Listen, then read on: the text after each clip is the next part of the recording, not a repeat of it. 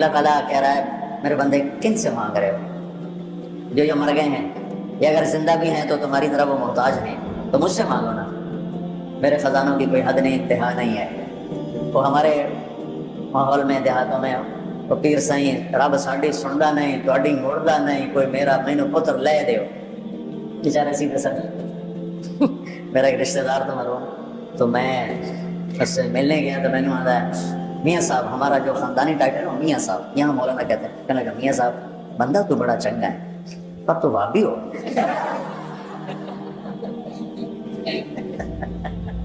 میں کیا وہ میں کیا وہابی ہو گئی کہ تو پیرانو نہیں مننا؟ کہتے ہیں میرا تو اپنا پیر ہے قادری سلسلے کا، میں تو وہ ہاتھ بیت ہوئے ہیں، اسی پیرانو مننے ہیں پر یہ نہیں ہے پیر پتر دے، پتر اللہ دینا ہے، گلا ہی گل ہر پیر دا رب کوٹا بنایا، وہ اپنے کوٹے چو لے کے دے دینا۔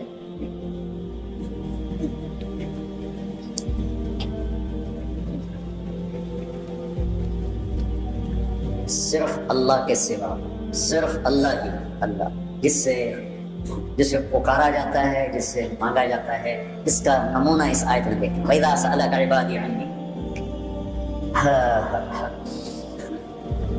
جب میرے بندے میرے بارے میں آپ سے پوچھیں تو میں بہت قریب ہوں، پکارنے والے کی دعا کو پر جواب دیتا ہوں جب وہ مجھے پکارتا ہے، لہٰذا تم میری پکار پہ لبیک کہو، مجھ پہ ایمان لاؤ، ہدایت پاؤ۔ یہ تو اس کا سادہ سا ترجمہ ہے، لیکن جو اس میں حسن ہے وہ وَإِذَا، اذا کا مطلب ہے میرے بندو مجھ سے مانگنے کے لیے کوئی ٹائم مقرر نہیں، دن رات، صبح شام، اندھیرا اجالا، گرمی سردی، مشرق مغرب، وَإِذَا، جب جس موقع پر جیسے پکارو گے، زبان سے، آنکھوں سے، آنسوؤں سے، دل کی دھڑکنوں سے، اندر کے غم اور دکھ سے، جس طرح بھی مجھے پکارو میرے بارے میں، وَإِذَا،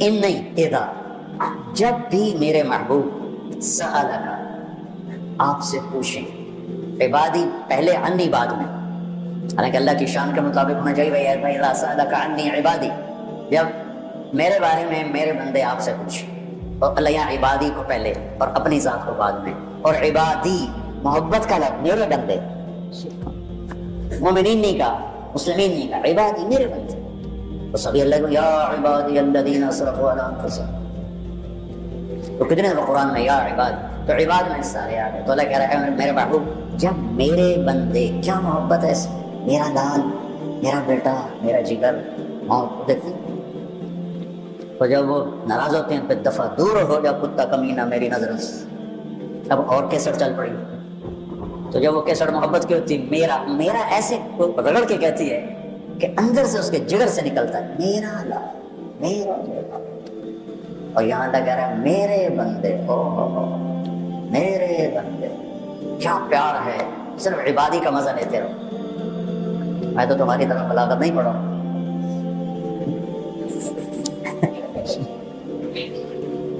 اپنے ذوق کی وجہ سے، میرا ادبی ذوق ہے، شاعرانہ ذوق ہے،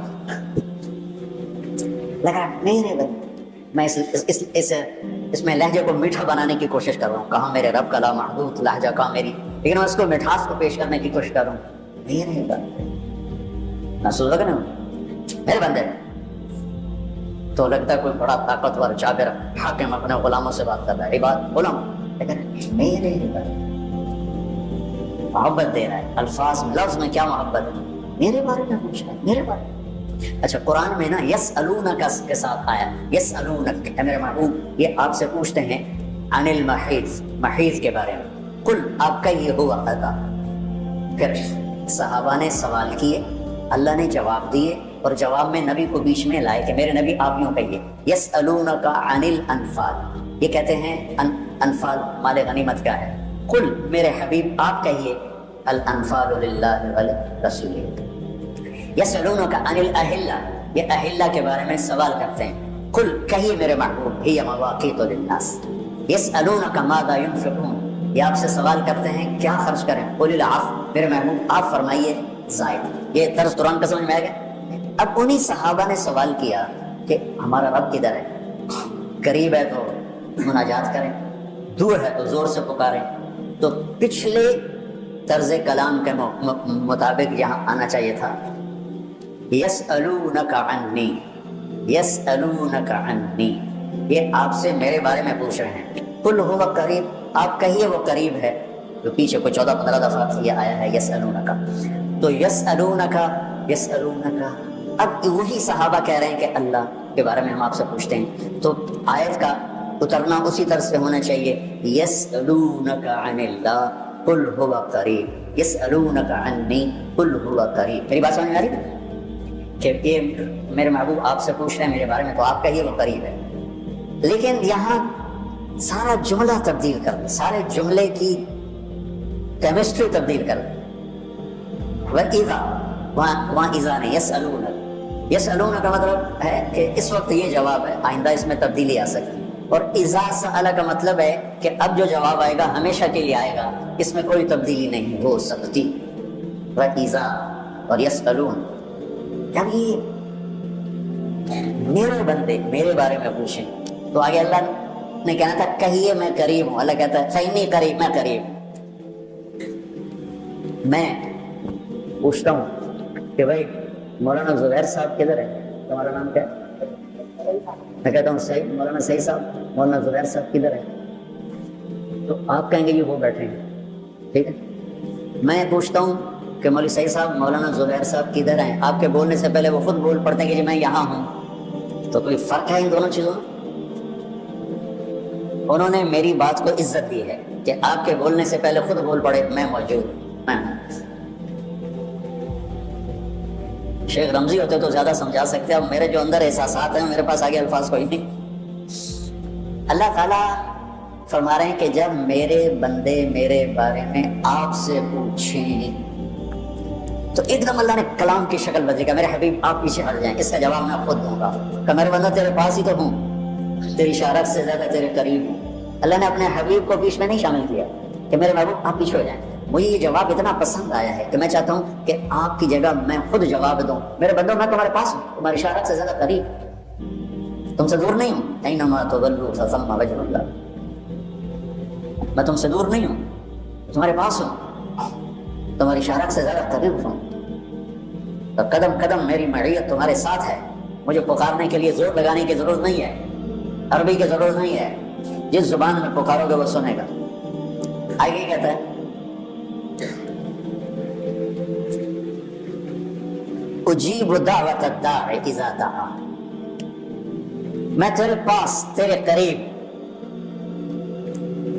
ایک ہے دعا، ایک ہے دعوت. دعوت ہوتا ہے ایک دفعہ بلانا، اور دعا ہوتا ہے بار بار بلانا، مانگنا، پکارنا.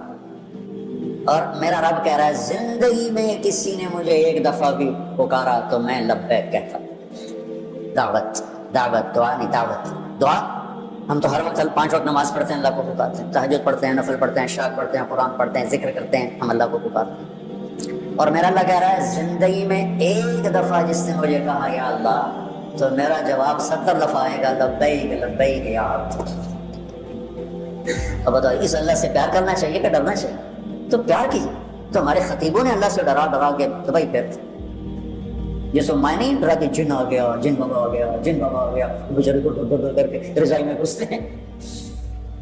میرا نبی کہتا بشرا ولا تنفرا یسرا ولا تعسرا، خوشخبریاں سناؤ، وعیدیں نہ سناؤ، آسانیاں کرو، تنگیاں نہ کرو. تو میرا اللہ کہہ رہا ہے زندگی میں ایک دفعہ بھی مجھے پکارو گے نا، ایک دفعہ. الداعی، پھر سبحان اللہ، الداعی پکارنے والا مسلم ہو، مومن ہو، مشرک ہو، ہندو ہو، سکھ ہو، دہریہ ہو، ایتھیسٹ ہو، پتھروں کا پجاری، بتوں کا پجاری، آگ کا پجاری، سورج کا پجاری، کسی مذہب کو نہ ماننے والا، وہ بھی کہے گا نا یا اللہ تو میری آواز آئے گی لبیک لبیک یا عبد.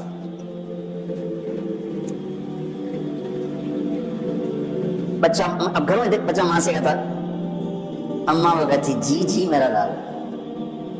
وہ پھر کہتا اماں، وہ کہتی جی. وہ پھر کہتا اماں، وہ کہتی پھر وہ کہتا اماں، وہ کہتی بکواس نہ کر. تم ساری رات اپنے رب کو پکارو، ساری رات وہ تمہیں لبیک لبیک سے جواب دیتا رہے. ساری زندگی اسے پکارو، ہر پل اس کے طرف سے لبیک میرا بندہ، لبیک میرا بندہ، لبیک میرا بندہ. حضرت تھانوی رحمۃ اللہ علیہ، مولانا اشرف علی تھانوی رحمۃ اللہ علیہ کے مواعظ میں ہے ایک قصہ، تو لہٰذا اس کی سند کی تو میرے پاس کوئی چیز نہیں ہے، لیکن کیونکہ انہوں نے نقل کیا میں بھی نقل کر دیتا ہوں کہ ایک شخص پتھر کا پجاری تھا، تو ہر وقت وہ یا سنم اس کے سامنے بیٹھ کے بولا کرتا تھا۔ 70 برس گزر گئے تو ایک دفعہ اس کی زبان سے نکل گیا یا سمد یا سمد، تو اللہ نے کہا لبیک لبیک میرا بندہ، میں حاضر میرا بندہ۔ فرشتوں نے کہا یا اللہ یہ تو تجھے جانتا ہی نہیں ہے، زبان پھسل گئی۔ اللہ نے فرمایا 70 سال سے انتظار کر رہا تھا کہ کبھی تو مجھے پکارے گا، آج چاہے بھولے سے پکارا ہے میں جواب۔ اس کا تو پتہ نہیں پیچھے سند کیا ہے، لیکن ایک میں حدیث آپ کو پیش کرتا ہوں کہ جب قارون زمین میں دھنس رہا تھا اور اللہ نے 2 رکوع اتارے، ان قارون کان من قوم موسیٰ فبغى علیہم فخسفنا بہ وبدارہ الارض۔ قارون نے کیا کیا تھا؟ موسیٰ علیہ السلام کے لیے ایک عورت کو تیار کیا۔ موسیٰ علیہ السلام نے زکوٰۃ مانگی، بنو اسرائیل کی زکوٰۃ تھی 1 لاکھ پہ 10,000، ہماری زکوٰۃ ہے 1 لاکھ پہ 2,500، اتنا فرق، پھر بھی لوگ نہیں دیتے ہیں، اور ان کی 10,000۔ جب اس نے حساب کیا تو کروڑوں میں چلی گئی، انہوں نے کہا کون اتنا دے؟ تو اس نے ایک عورت کو پیسے دیے کہ تو موسیٰ علیہ السلام پہ نا بدکاری کی تہمت لگا تھی، اور پھر اور بھی دوں گا۔ موسیٰ علیہ السلام بیان فرما رہے تھے، یہ قارون کھڑا ہو گیا کہ یہ جو آدمی زنا کرے اس کی کیا سزا ہے؟ موسیٰ علیہ السلام نے فرمایا اس کو سنسار کر، پتھر مار کے ہلاک کیا۔ تو کہنے لگا یہ عورت کیا کہتی ہے؟ اس نے اشارہ کیا، وہ کھڑی ہو گئی، تو کیا کہتی ہو؟ اس کی جب نور نبوت پہ نظر پڑی، کہا میں کچھ نہیں کہتی، مجھے اس نے پیسے دیے تھے کہ میں آپ پہ گناہ کی تہمت لگاتا۔ تو موسیٰ علیہ السلام سجدے میں چلے گئے، جلالی نبی، تو اللہ نے کہا زمین تیرے تابع ہے، جو کہے گا کرے۔ وہ کھڑے ہوئے تو موسیٰ علیہ السلام نے زمین سے کہا پکڑ لے اس کو، تو زمین نے اس کو ایسے کھینچا اور اس کے پاؤں اندر گئے، کہنے لگا موسیٰ مجھے معاف کر دو، آئندہ نہیں کروں۔ تو موسیٰ علیہ السلام نے فرمایا اور پکڑ لو، وہ گھٹنوں تک چلا گیا، موسیٰ مجھے معاف کر دو، میں آئندہ نہیں کروں۔ جتنی دفعہ وہ کہتا میں آئندہ نہیں کروں گا، موسیٰ علیہ السلام کہتے اور پکڑو اور پکڑو اور پکڑو، یہاں تک کہ وہ سارا اپنی بدنصیبی لے کر زمین میں دھس، زندہ زمین میں دھس گئے۔ ہاں فإنی قریب اجیب دعوت الداع اذا دعان۔ جبریل آئے، موسیٰ اللہ فرما رہے ہیں میرے کلیم، قارون نے آپ کی اتنی منتیں کی، آپ نے اسے معاف نہ کیا، میری عزت کی قسم ایک دفعہ قارون مجھے پکارتا میں اسے نکال کے باہر پڑا، کوئی نہ مجھے پکارے۔ تو میرے عزیزو، اللہ ہی اللہ ہے، للہ المشرق والمغرب، لہ ما فی السماوات وما فی الارض وما بینہما وما تحت الثرى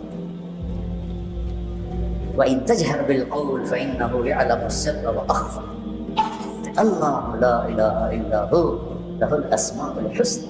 کیا خوبصورت تعارف ہے اللہ کا۔ تو یہ پیار محبت سے دنیا کو بتانا، ڈنڈے مار کے نہیں، زبان کی تیزی اور شدت سے پیار سے، کہ اللہ شارک سے قریب، اللہ نیند سے پاک، اونگ سے پاک، خزانے لامحدود، اس کو پکار جو ایک لمحے میں کہے گا لبیک، ایک لمحے میں جواب آئے گا لبیک۔ تو اللہ وَإِذَا سَأَلْتَ فَاسْأَلِ اللَّهَ وَإِذَا اسْتَعَنْتَ فَاسْتَعِنْ بِاللَّهِ۔ نفل پڑھو دعا مانگو، نفل پڑھو دعا مانگو۔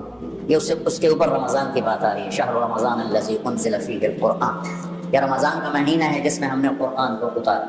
میں بارہا بتا چکا ہوں، رمضان کا مطلب ہے جل جانا۔ اس میں اللہ پورے مہینے کے روزے کے بدلے میں اور رات کی تراویح کے بدلے میں اللہ ایمان والوں کے گناہوں کو جلا دیتا ہے، پاک صاف کر دیتا ہے، اس لیے اس کو رمضان کا مہینہ کہا جاتا ہے۔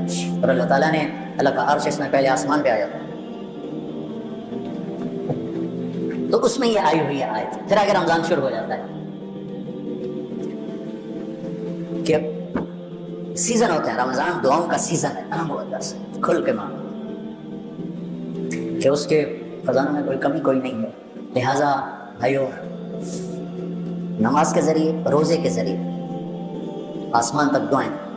1996 میں ایک مسئلے میں پھنس گیا، تو کوئی اتنی وہ مشکل تھا کہ وہ کوئی شکل نظر نہیں آ رہی تھی اس کے حل ہونے کی، تو میں نے روزے رکھنے شروع کر دی۔ تو ہمت تھی، قوت تھی، سر درد نہیں ہوتا تھا۔ اب روزے کی وجہ سے جو ہی ظہر کا وقت آتا ہے تو سر درد کا حملہ ہوتا ہے، پیٹ خالی ہونے کی وجہ سے۔ تو مسلسل میں نے 20 روزے رکھے، مسلسل، یہاں تک اس میں ہمارا ایک سفر کراچی کا تھا، تو ہم جا رہے تھے تیز گام پر، اور تیز گام میں وہ ہوتے ہیں چھوٹے چھوٹے کمپارٹمنٹ، ان کو پتہ نہیں کیا کہتے تھے، اس میں 6 آدمی ہوتے، تو میں نے چولہا ساتھ لیا، اور سحری کا سامان ساتھ لیا، اور میں نے اس سفر میں بھی روزہ نہیں چھوڑا، میں اکیلا اٹھا اور میں نے اپنی سحری تیار کی اور میں نے راستے میں روزہ رکھا، اتنی میں نے پابندی کی۔ 21واں روزہ میں رکھنے نہیں پایا کہ اللہ نے میرا وہ کام کر دیا۔ مسلح بچھاؤ، روزے رکھو، مسلح بچھاؤ اور ظاہری اسباب اختیار کرو، یہ نہیں کہ ذرا تم مسلح پہ بیٹھ جاؤ گے اس کے نیچے سے پیسے نکل آئیں گے۔ ہمارا ایک ساتھی تھا، وہ یقین کی باتیں سن سن کر اس نے ایک پتھر اٹھا کے نا بستر میں رکھ دیا، اور روزانہ تہجد میں کہتا بنگالی تھا، یا اللہ اس پاتھر کو سونا بنا دے، یا اللہ اس پاتھر کو سونا بنا دے۔ تو 4 مہینے لے کے پھرتا رہا، وہ پاتھر سونا تو بنا نہیں، پھر اس کو پھینک دیا۔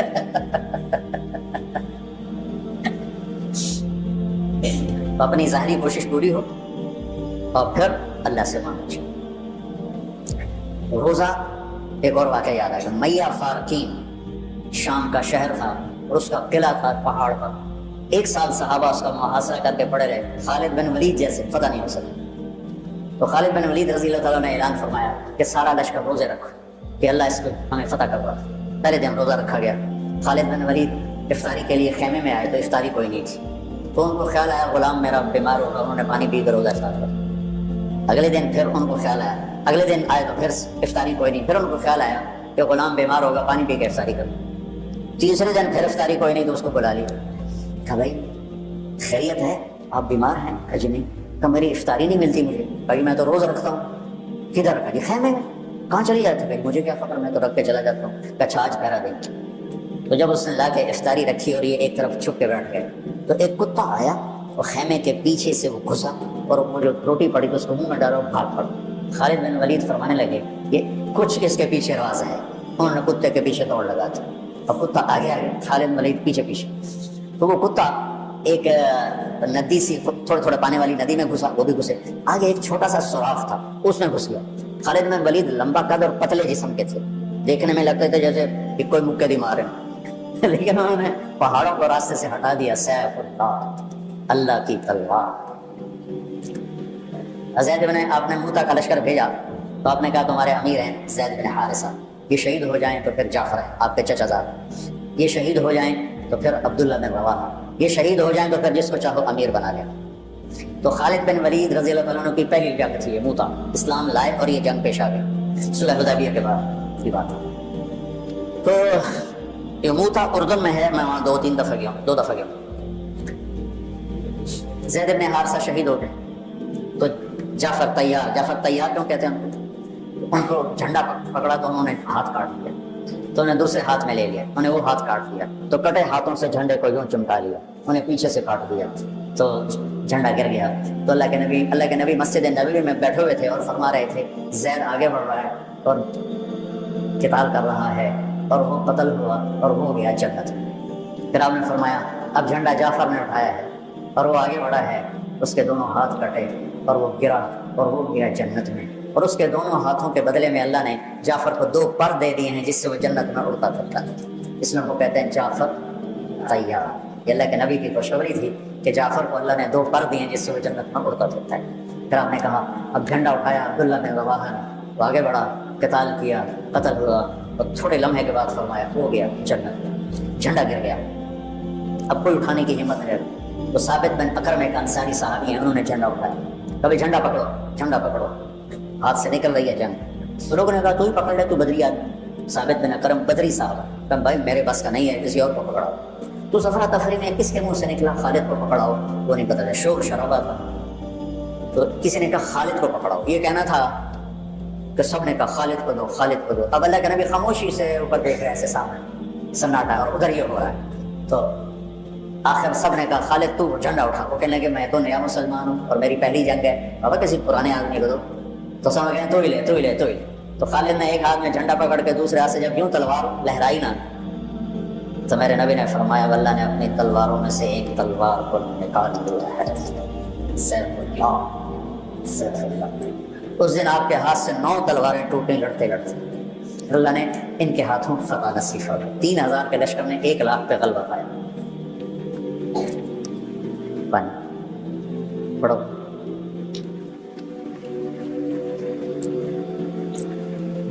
تو وہ اس سوراخ میں گھس گئے تھے، پتلے تو چلتے رہے سے رینگتے وہ سوراخ قلعے کے اندر جا کے کھلا. اللہ نے روزے کی برکت سے ایک کتے کے ذریعے سے راستہ دکھا تھا. تو حضرت خالد بن ولید نے کہا بھائی 100 آدمی تیار ہو جاؤ پتلے پتلے, آج رات فتح ہے انشاءاللہ. تو ان کو لے کے گھسے, صرف 88 اندر جا سکے, 12 ذرا تھوڑے سے ہیوی تھے وہ نہیں گھس سکے. تو 88 آدمیوں کو لے کر وہ اس سوراخ میں سے رینگتے ہوئے قلعے میں داخل ہوئے اور جا کے حملہ کیا, اور اللہ نے دروازہ کھول دیا, اللہ نے فتح نصیب فرمائی. تو روزہ اور نماز دنیا اور آخرت کے کام بنانے کا وسیلہ اور ذریعہ ہے اگر ہم اس کو یقین کے ساتھ کریں. جب مشکل پیش آئے اپنا ظاہری سبب بھی اختیار کرو اور نماز بھی پڑھو. 1984 میں ہمیں 3 سال نقصان ہوا, 81, 82, 83. بارش, سیریز, کپاس, ریزہ. اب ذمہ داروں کے پاس کوئی جمع پیسہ تو ہوتا نہیں, تو قرضے چڑھ گئے اور ڈر لگا کہ اب شاید کوئی زمین بیچ کے اتارنے پڑے. تو میں رائمنڈ سے مجھے بیماری کی وجہ سے چھٹی ملی تھی, میں گھر پر تھا. میں نے ابا سے کہا اس دفعہ میں کپاس کی کاشت کرواؤں. کہنے بیٹا کروا دو. تو کپاس میں پھر سارے جو تھے اس زراعت کے ماہرین ان کو لے کر ان کے ساتھ کرتے اللہ نے اس کو پورے علاقے کی سب سے خوبصورت کپاس بنا دی. اب مجھے کسی نے کہا اس پر نا سپرے میں 1 کلو یوریا ڈال کر نا پر ایکڑ 1 کلو یوریا کا سپرے کر دو پانی کے ساتھ اور دوا کے ساتھ. کیسے کیا ہوگا, کیسے پتوں پر ڈائریکٹ جب پڑے گی نا کھاد تو وہ جلدی سرسبز ہوگا. ٹھیک, وہ مجھے یاد نہ رہا, میں نے 1 کلو یا 5 کلو ڈال دیا. اچھا, شام کو ہم اپنے تایا مرحوم کے ڈیرے میں کٹھے بیٹھے تھے, تو میری کپاس کی بڑی تعریف ہو رہی تھی. تو میں نے کہا میں نے آج یہ کام اور بھی کیا ہے. ایک عشاء کے بعد کی بات. کہنے لگے کیا کیا؟ میں کہا میں یوریا کھاد کا سپریٹ ٹھوک دیتا ہے. میرے تایا زاد میاں علیہ صاحب ماشاء اللہ حیات ہے, کہنے لگے کتنی کھاد پائی ہے پر ایکڑ؟ میں کہا 5 کلو. کہ مولوی دا مولوی رہ گیا صبح تھی ساری سڑ جاؤں. میں کہا کیوں؟ کہ یوریا تو 5 گنا زیادہ پاتا ہے, ساڑ دینا پتے ہیں. میں کہا ہوں کی کرا؟ کہنے لگے پانی دا سپرے کرا. میں کہا راتی کتوں کراؤں اور کوئی دسو کہ بس بارش ہو جائے. میں گھر جا رہا تھا نا ڈیرے سے, تو میں واپس مسجد چلا آیا. میں کہا اللہ میری عزت رکھ کر. ستمبر کا مہینہ تھا, بارشیں ختم ہو گئی. میں کہا یہ تھوڑا آتی بارش نہ کی تھی نا تو میں بڑا بدنام ہو جانا. ساری میری کیتی کرائی کھو ہو گئی. جتنا پیسہ لگایا وہ میرے اپنے ہاتھوں, اور مجھے تانے الگ ملیں گے. مولویوں کو تو دنیا کا پتہ ہے, تجھے نمازیں ہی پڑھے گا. میں کہا یا اللہ میں بڑا ذلیل ہوں گا, مجھے بارش دے دے, تیری بڑی مہربانی. تہجد میں گڑ گڑ گڑ کی آوازیں آئیں, میری آنکھ کھلی تو بارش کا ایسا طوفان. میں کہہ رہا کم بن گیا. تو فجر کی نماز بڑی مشکل سے میں پہنچا مسجد میں. میں نکلا تو آگے میرا کزن آ رہا تھا. کہنے کا ساڑا کی قصور ہے. میں نے پوچھا کیا ہوا؟ تو نے تو غلط سپرے کرایا, تو تیری دعا پہ اللہ نے بارش کر کے دھو دیا. ہمارے تو ٹھیک سپرے تھے, وہ سارے ضائع ہو گئے.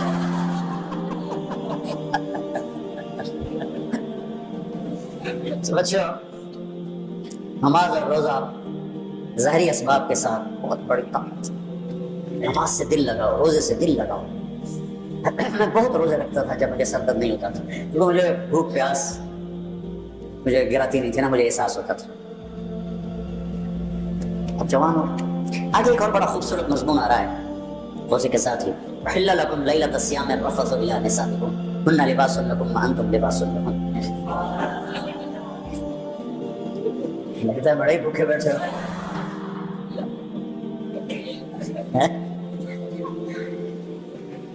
یہ تو میرا فیوریٹ مضمون ہے نا, کہ اللہ فرما رہا ہے کہ تمہاری بیویاں تمہارا لباس, اور اللہ عورتوں سے فرما رہا ہے تمہارے خامند تمہارا لباس. اس ایک لفظ میں میرے اللہ نے خامند اور بیوی کے رشتے کی قیمت, قدر, حسن, جمال اور اس کی بقا اور اس کی اہمیت ساری ایک لباس میں بتا دی. میرے اور لباس کے درمیان کوئی چیز حائل ہو سکتی؟ کوئی بھی نہیں ہو سکتی. میرے جسم سے میرا لباس ملا ہوا ہے. یہ رشتہ ایسا ہونا چاہیے میاں بیوی کی محبت کا کہ وہ 2 جسم اور 1 جان بن جائے. کیا ہے؟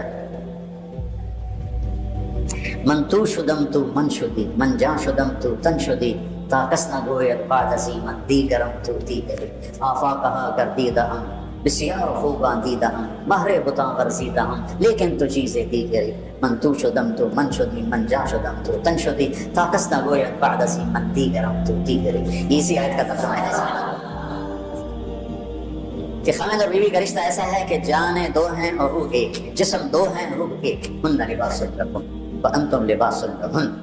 کہ دیکھو مجھے کتنا ہی غصہ چڑھ جائے میں اپنے لباس کو پھاڑوں گا، کتنا ہی غصہ چڑھ، اس پر چائے ڈالوں گا، اس کو کینچی سے کاٹ دوں گا، کسی اور کا گریبان میں پھاڑوں گا، اپنا کبھی نہیں پھاڑوں گا. کتنا ہی بیوی پہ غصہ آ جائے یا بیوی کو کتنا ہی خامن پہ غصہ آ جائے، ایسے بول نہ بولے کہ محبت کا لباس پھٹ جائے. محبت ایک نازک سا رشتہ ہوتا ہے، یہ رویوں سے باقی رہتا ہے اور بد اخلاقی سے ختم ہو جاتا ہے. دودھ پلانے والی ماں بھی اگر بیٹے پہ سختی کرے گی تو بیٹے کے دل سے محبت کی شمع بجھ جائے گی. تو بیوی تو ایک باہر سے آیا ہوا رشتہ، خونی رشتوں میں سب سے قریب رشتہ ماں اور باپ، اور ان میں شدت ہوگی تو بغاوت آ جائے. تو ایک اس میں اللہ یہ بتا رہا ہے کہ تیرے اور تیری بیوی کے درمیان کسی کو حائل نہیں ہونا چاہیے.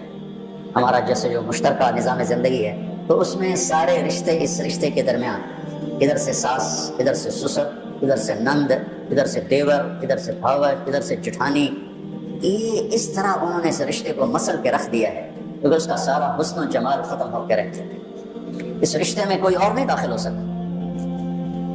حضرت عائشہ، حضرت حفصہ، حضرت ام سلمہ، حضرت سودا، یہ ایک جماعت تھی اور باقی 5 دوسری جماعت تھی جو جب آپس میں ٹسل وغیرہ سونپنے والی تھی تو یہ 4 ایک زین ہوتے تھی، 5 ایک زین ہوتی تھی. لیکن حضرت عائشہ کے معاملے میں ساری ایک زین تھی کہ اللہ کے نبی حضرت عائشہ سے زیادہ پیار فرماتے تھے. اور آپ نے کھلے مجمع میں کئی دفعہ میں سنا چکا ہوں، عمرو بن عاص نے پوچھا یا رسول اللہ من احب الناس الیک، آپ کو سب سے زیادہ کس سے پیار ہے؟ تو عرب کی میں وہ معاشرت بھی بتا چکا ہوں کہ عرب اپنی بیوی سے اظہار عشق میں شرماتے تھے اور معشوقہ سے اظہار عشق میں فخر. جیسے آج کل گرل فرینڈ کا فرینڈ ہے، میری اتنی گرل فرینڈ ہے، میری اتنے بوائے فرینڈ. برباد ہوگی ہماری معاشرت، ہمارے بچے بچیاں اس نظام تعلیم نے انہیں تباہ کر کے رکھا اور انسانیت آنسو بہت جو سود اخلاقی پستی ہے. اسلام ایک خوبصورت مذہب ہے، دین ہے جو صرف نکاح کا رشتہ قائم کرتا ہے لڑکے لڑکی کے درمیان، باقی ہر رشتہ حرام. تو دیکھے رسول اللہ آپ کو سب سے زیادہ کس سے پیار ہے؟ ہم نے کہا عائشہ. اتنے زور سے کہا کہ سارے مجمع نے سنا. وہ گھبرا گیا یا رسول اللہ یہ نہیں، مردوں میں کہوں کس سے زیادہ پیار ہے؟ تو آپ نے ابو بکر کی بجائے کہا عائشہ کے اباس.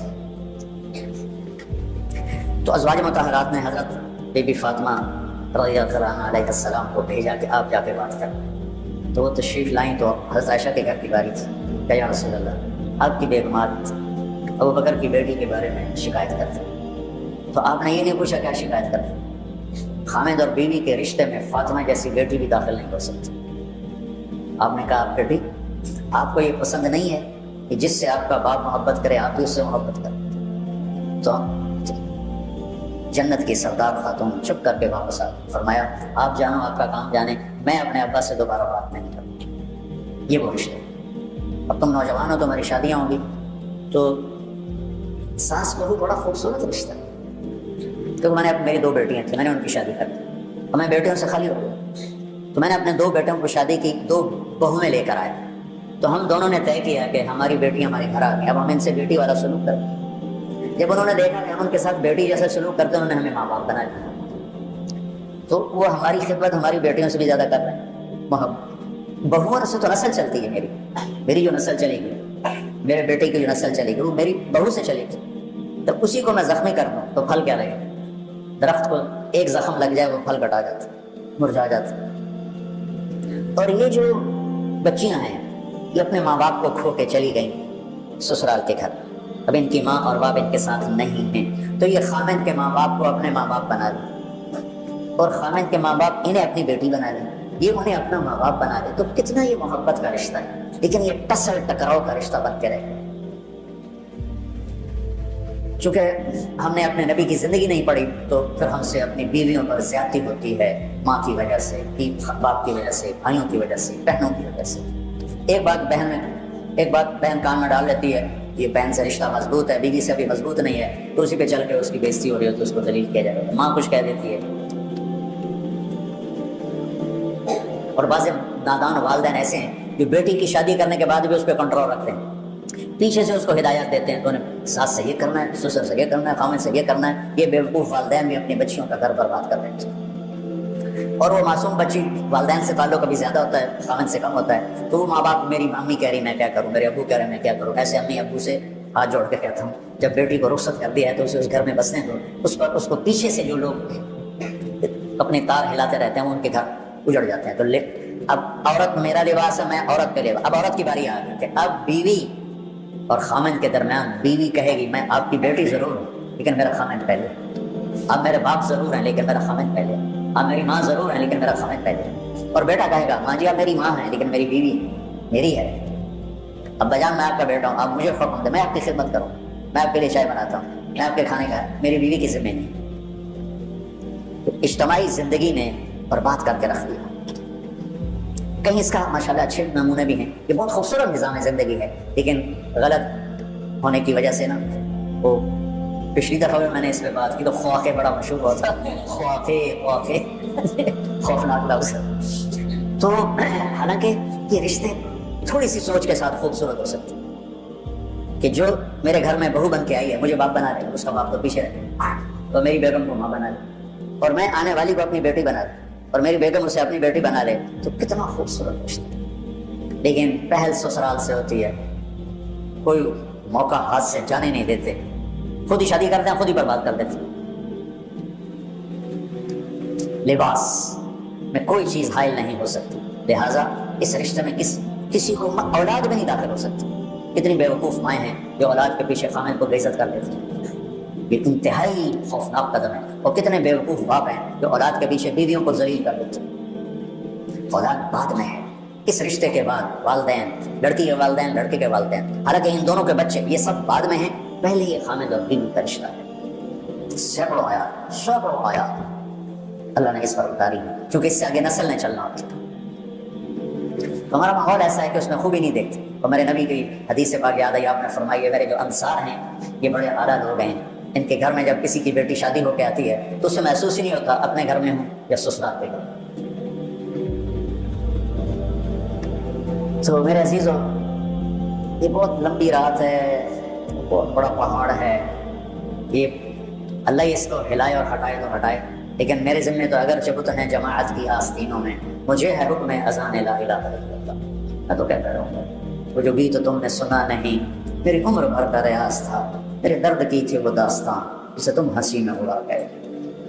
گھر کی زندگی کو کسی نے نہیں کہا، میں دعویٰ ایسے، اللہ مجھے معاف فرمائے، میں دعوے کے طور پہ نہیں کہہ رہا ہوں، اللہ کی نعمت کے طور پہ کہہ رہا ہوں کہ جس طرح اللہ نے مجھ سے، میرے ذریعے سے، میرے نبی کی گھر کی زندگی کو لوگوں کے سامنے پیش کروایا، یہ پہلی دفعہ ہو، بس عبادات عبادات عبادات۔ تو آپ میرے شاگرد ہو، میں چاہتا ہوں آپ کے گھر میں جب کسی کی بیٹی آئے، آپ کی بیگم بن کر، آپ کے والدین کی بہو بن کر، تو وہ اسے یوں لگے جیسے میں اپنے ماں باپ کے گھر۔ چوتھے دن اس کو تانے ملنے شروع ہوئے۔ میں یہ اپنے گھر کا واقعہ سنا تھا، اللہ تعالیٰ نے مجھے خوشحال کرانا، ہم نے آنکھیں کھولی تو نوکروں کی گودیں، نوکرانیاں، نوکروں کی ایک لائن قطار، اللہ نے میری شادی کرا دی۔ گھر کا کلچر، اور میری والدہ شوق سے کبھی کوئی سالن بنائے تو بنائے، ورنہ نوکرانیاں نوکر، اس لیے میری ماں کو نہ زیادہ اچھی روٹی پکانی آتی تھی نہ سالن پکانا تھا، میں گزارا ہی کر دیا ہے کہ کرنا ہی نہیں پڑا۔ اب میری شادی ہو گئی، میری بیگم فیصل آباد سے شہری لڑکی، ہم دیہات کے جانگلی لوگ، کوئی عیدیں ہمیں نا کیا کہتے اس کا وہ پراؤ وہ بیچاری سارا دن گم سم بیٹھی رہے اور مجھے روئے، مجھے تو سمجھ میں نہیں آتا ہم لوگ کیا باتیں کرتے ہیں، یہ اس کی کیفیت ہے۔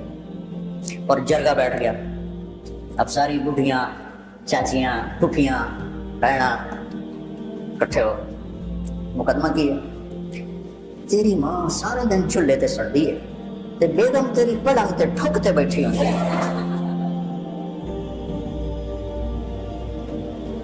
میں نے کہا میں اسے گھر جب میری ماں کدی چولہے تے سڑی، میں تو کدی نہیں دیکھا کہ آج میری بیگم آئی ہے میری ماں چولہے تے نظر آ گئی۔ یہ کلچر ہے، یہ ماں سب کچھ ہوتے ہوئے بھی وہ چونچ لگا رہی ہیں اور وہ نشر لگا رہی ہیں۔ اس معاشرت کو بدل دیا ہے۔ اور پھر لباس کا دوسرا کیا مطلب، لباس مجھے خوبصورت بناتا تھا، خامن بیوی کو خاوند بیوی کا رشتہ ایک دوسرے کو خوبصورت بنا دیتا. کبھی اونچ نیچ ہو جائے، جیسے لباس کسی جگہ کیل سے پھنس کے پھٹ جاتا ہے تو ہم اس کو ویسے ہی چھوڑتے کہ فوراً سیتے ہیں. تو کبھی اونچ نیچ لباس میں ہی اشارہ ہے کہ اونچ نیچ بھی ہوگی، سوئی دھاگا لے کے فوراً تم اپنا لباس سیتے ہو. جو بیوی سے ہو یا خامد سے ہو، فوراً اس کو محبت کے سوئی دھاگے سے سی کر پھینک کر ہم داغ نہیں لگنے دیتے ہیں. کھانا کھانے سے پہلے یوں آستینیں چڑھا لیتے ہیں کہ کہیں سالن نہ لگ جائے، اور آگے سامنے کوئی تولیہ بچھا لیتے ہیں کہ سالن میں کوئی چیز نہ لگ جائے، بیوی کے دل پہ داغ نہ لگنے پائے تمہاری بدتمیزی سے، اور خامد کے دل پہ داغ نہ لگنے پائے بیوی کی بدتمیزی سے. میرے نبی نے فرمایا اگر میری شریعت میں سجدہ ہوتا تو میں بیوی کو کہتا خامد کو سجدہ دے. اور جس عورت سے جس کی بیوی خامد سے ناراض ہو گئی بغیر کسی شرعی عذر کے، ساری رات اس پہ اللہ اور اس کے فرشتوں کی لعنت برستی رہتی.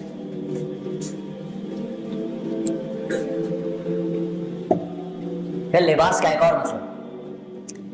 جب آپ چھوٹے تھے تو ماں باپ آپ کے لیے کپڑے خرید کے لاتے تھے. اب آپ بڑے ہو گئے تو آپ اپنی پسند کا لباس خود لیتے، خود خریدتے. مجھے سفید لباس پسند، تو لہٰذا میں یہی پہنتا ہوں سارا سال، ساری سردیاں، ساری گرمیاں. پہلے جو ماں نے پہنا دیا وہ پہن لیا. تو جب کالج میں گئے تو اپنی پسند کے پہنے، جو بھی پہنے. تو میں 3 پیس سوٹ سلوا کے آیا. شفیق ٹیلرز، مجھے نام بھی یاد آ گیا. 80 روپے میں نے سلائی دی، 80 روپے. تو سارے ہاسٹل میں ہل ہل ہو گئی، وہی 80 روپے دی سوٹ سوا کے لیا. 80 اب 80 روپے کی تو نالا نہیں ڈالتے. جب اللہ نے اختیار میں دے دیا تو لباس اپنی پسند. تو اس لفظ لباس میں اشارہ ہے کہ شادی میں لڑکے لڑکی کی پسند کا خیال کیا جائے. ہم اپنے بڑے بچے اور بڑی بچی کو اپنی پسند کا لباس نہیں پہناتے، ہم ان پہ چھوڑ دیتے ہیں. ایسی لفظ لباس میں اشارہ ہے. اللہ تمہیں کل کو، ابھی تو تم اس گھاٹی سے گزرنے والے ہو، پتہ نہیں تمہارے والدین تمہارے ساتھ کیا کرتے ہیں. تو کل کو اللہ تمہیں صاحب اولاد بنائے تو اپنی، عام طور پر بیٹیوں سے پوچھنا عیب سمجھا جاتا ہے، اور بیٹی اپنی پسند بتا دے تو مجرم بن جاتی. بیٹا دن رات زنا کرتا ہو کوئی بات نہیں، بچے بیٹی کے منہ سے نکل جائے تو ذبح کر دیتے. یہ کون سی غیرت ہے؟ یہ شیطان ہے. بیٹی بھی تو ایک انسان ہے، اس سے نہیں خطا ہو سکتی. پوری دنیا میں عورت مظلوم ہے، پوری دنیا میں. میں اس لیے ان کی بات زیادہ کرتا ہوں. میں کسی کی بیٹی کو گھر لے کر آیا، اس نے میرے لیے ماں چھوڑی، باپ چھوڑا بھائی اس نے چھوڑے، بہنیں چھوڑی، گھر چھوڑا، عادات چھوڑی، اور میں ایک بول پر ہاں جی فرمائیے مجھے اب کیا کر. میں اس کو عزت نہ دوں، ہے کوئی انسانیت؟ مارتے ہیں، بری طرح مارتے ہیں. دیہاتوں میں بیویوں کو مار مار ان کو ٹانگیں توڑتے ہیں، چاہے وہ سندھی ہوں، چاہے پنجابی ہوں، چاہے پٹھان ہوں، چاہے بلوچ ہوں. گندی معاشرت. کیوں؟ میرے نبی نے 9 شادیاں تھیں صرف ہمیں بتانے کے لیے کہ گھر میں زندگی کیسے گزرتی تھی. چونکہ صرف اس کیمرے کے ذریعے بہت سے لوگ سن رہے ہیں، بہت سے گھروں میں سن رہے ہیں، تو اس لیے میں یہ بات آپ کے لیول کے نہیں، والدین کے لیول کی بات کروں کہ والدین کو چاہیے کہ وہ پہلے اپنے بچے سے، بچی سے پوچھیں یہاں کر دیں آپ کو منظور ہے، کہ ٹھیک ہے. اور پھر یہ بھی کہتا ہوں کہ اتنے بھی دلیر نہ ہو جاؤ کہ ماں باپ کی رائے کو توڑ کے عدالت میں جا کے شادی کر دو. یہ بھی بہت غلط ہے. شرعن قانوناً ہو جائے گا لیکن زندگی کانٹوں کی سیل بن جائے. ماں باپ کی دعائیں ساتھ. اور ماں باپ سے کہتا ہوں کہ یہ ظلم مت کرو کہ اپنی مرضی مسلط کرو. تو اس خوبصورت رشتے کو اللہ نے لباس کے ذریعے ایسا حسین کر کے پیش کیا ہے. سبحان